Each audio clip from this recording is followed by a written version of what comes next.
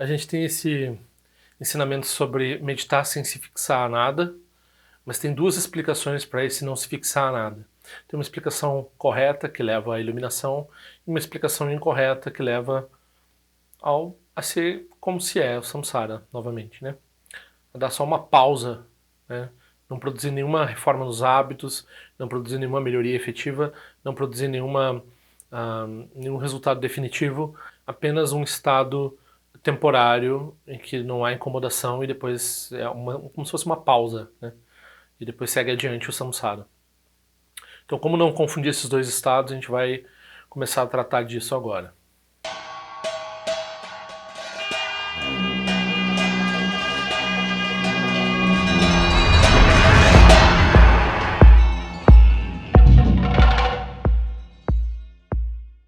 Cartões, por favor, envie o seu endereço de correspondência aqui para esse e-mail.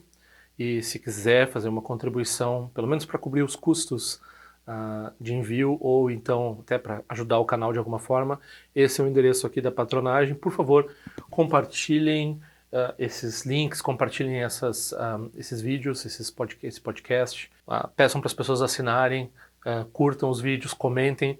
Se o comentário for um pouco provocador, manda e-mail, aí tem a tendência de eu modero o comentário e respondo por e-mail. Se é que vocês veem algum mérito no que eu estou fazendo aqui, por favor, ajudem a divulgar. Obrigado. Então, esse aqui é o 28º vídeo no qual nós estamos fazendo esse estudo do Farol da Certeza do Mipan Rinpoche. Nós estamos começando a terceira questão. Então, quem quiser começar lá do início, vai ali na descrição, tem os links.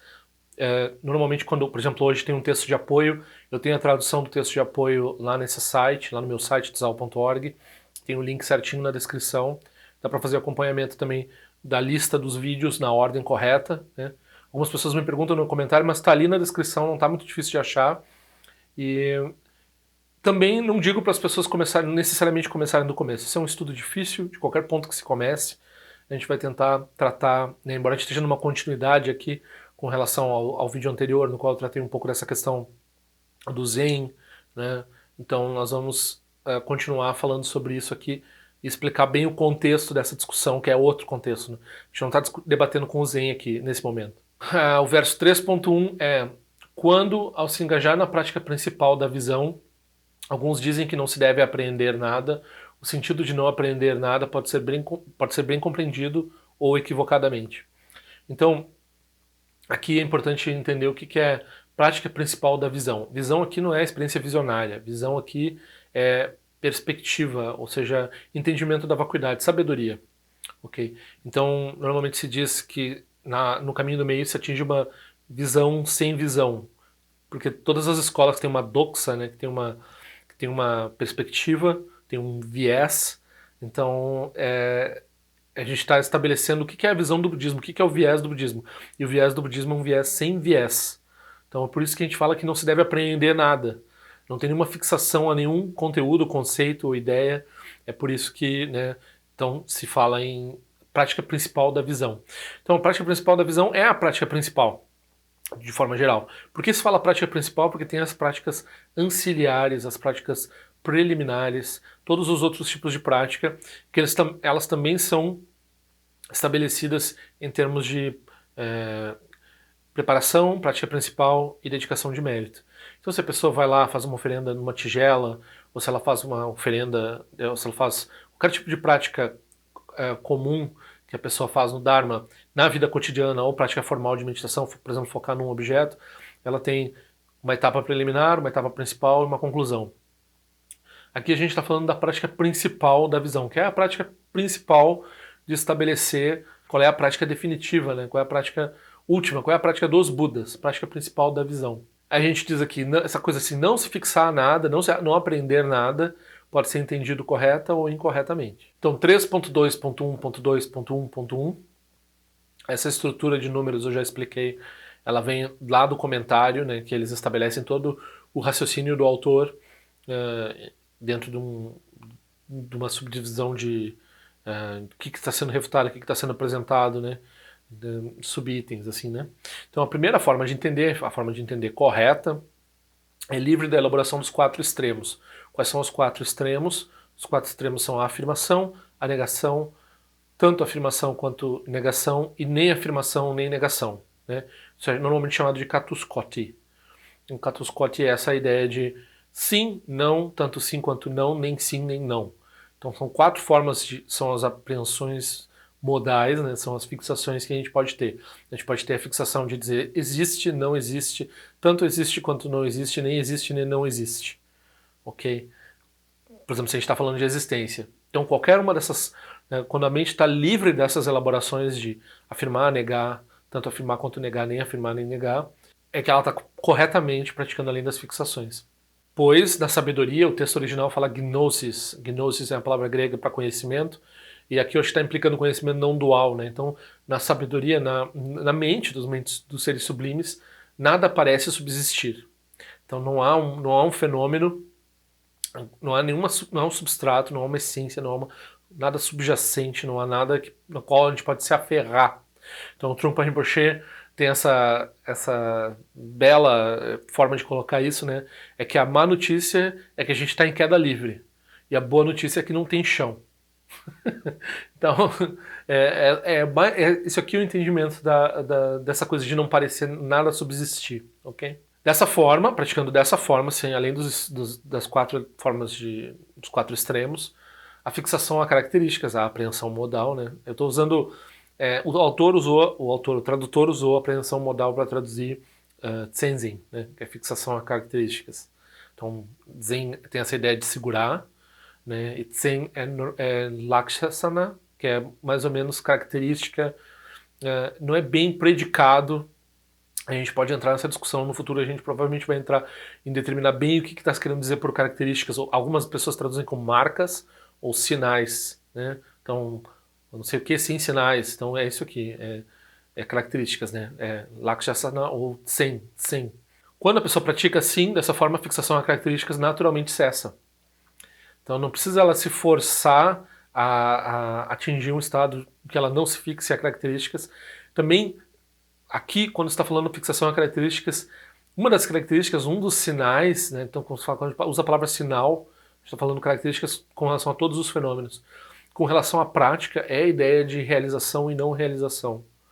Então não tem uma preocupação com ter uma validação com relação à prática, ok? Então não tem nem realização nem não realização, não tem nenhuma uma marca que diga que essa sua prática chegou à conclusão ou não chegou à conclusão. Isso seria uma das fixações que a pessoa poderia ter.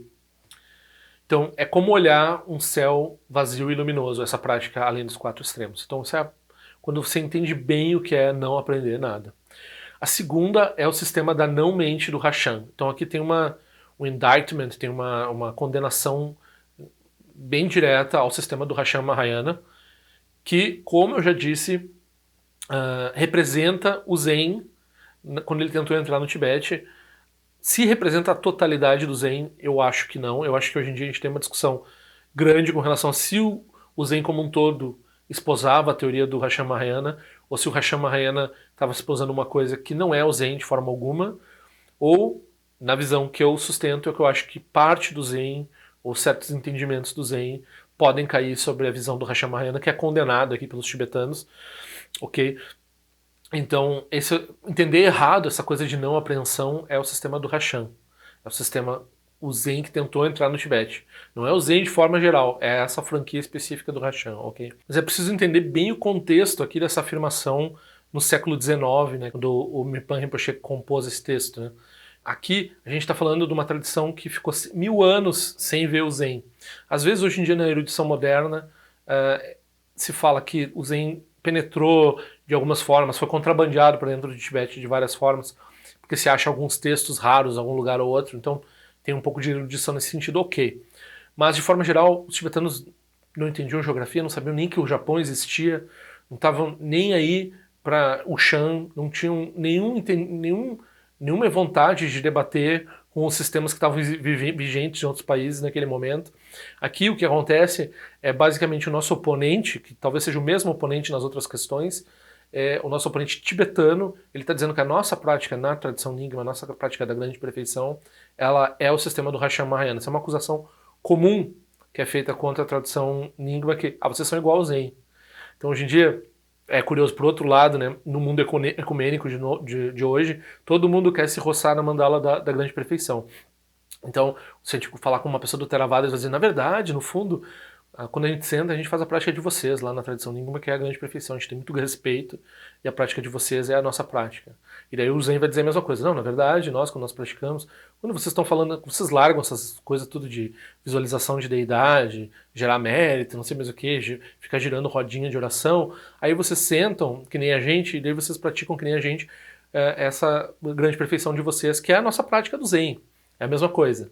Então, né, todo mundo quer se apropriar e dizer que, como é uma coisa muito respeitada, muito bem vista, que é a mesma coisa. Aqui, o nosso oponente não acha uma coisa respeitável e bem vista, e ele está dizendo, olha, é curioso isso, né? Está dizendo, olha, vocês fazem que nem esse pessoal do Zen que tentou entrar no Tibete, né? Que aí eu friso, o Hashan Mahayana, ele pode ter a visão correta do Zen ou a visão incorreta do Zen.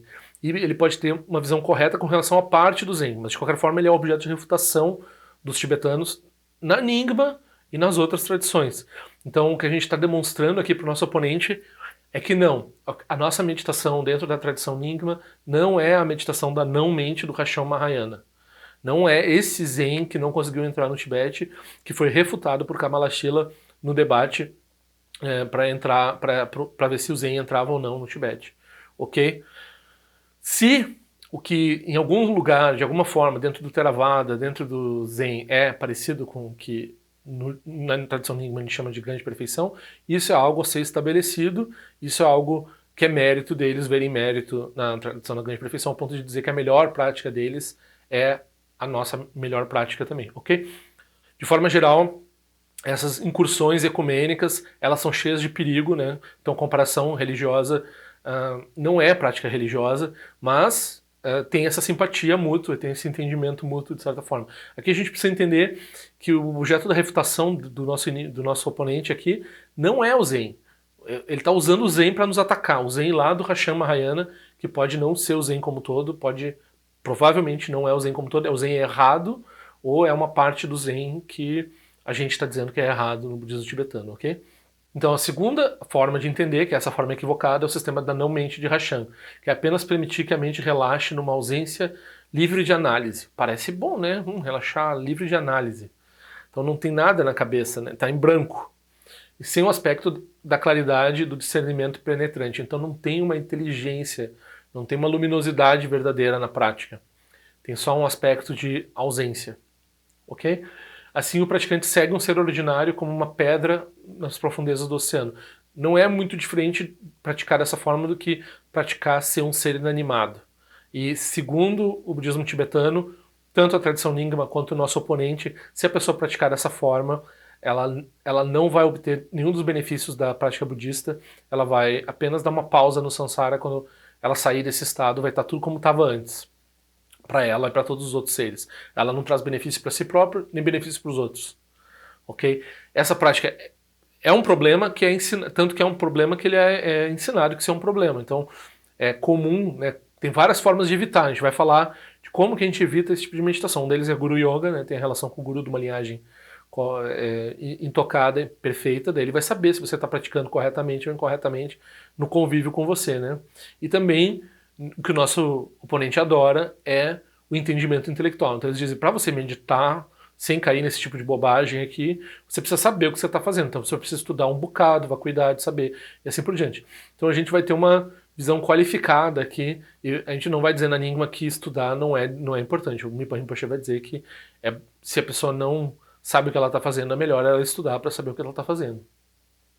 Daí o próximo verso é 3.2.1.2.1.3.1. Sério, eu não estou inventando esse número. Por exemplo, embora ambos digam que não há nada, então não há nada para aprender, né? O Madhyamika, o caminho do meio, o proponente do caminho do meio, ele reconhece essa ausência de um substrato, né? Ele vê isso. Ele não faz isso por decreto. Ele não faz isso, ele não imagina. Daí o outro apenas imagina uma ausência de forma. Ele postula, ele coloca lá, ele sobrepõe, ele força a barra, ele diz assim, vou esvaziar a cabeça. Que as pessoas acham tão popular que o budismo seria assim. Não é assim. Principalmente aqui a gente tem uma crítica direta a isso. Então, embora as palavras pareçam, né, parecidas, os sentidos são diferentes como o céu e a terra. Então, muito cuidado quando estiver praticando. E a gente vai seguir nesse capítulo, então, estudando essa diferenciação entre usar um objeto para meditar e não usar um objeto para meditar, que é basicamente ter uma meditação com características, com sinais ou sem sinais. O que é melhor? O Mipa Rinpoche, como eu já disse, a resposta do Mipa Rinpoche é qualificada. Ele vai dizer, para quem tem realização, tanto faz. Para quem não tem realização, é melhor praticar com um objeto, ok? E com um entendimento. No caso, entendimento da vacuidade. Nosso oponente ele quer que a gente pratique com o entendimento da vacuidade, com isso como uma ideia. Então, e a gente vai dizer, não, isso de certa forma pode ser um obstáculo, né, e tal, etc. Mas o Mipa Rinpoche vai dizer, se você não tem como praticar diretamente, é muito melhor você praticar com um objeto, ok? Então, era isso.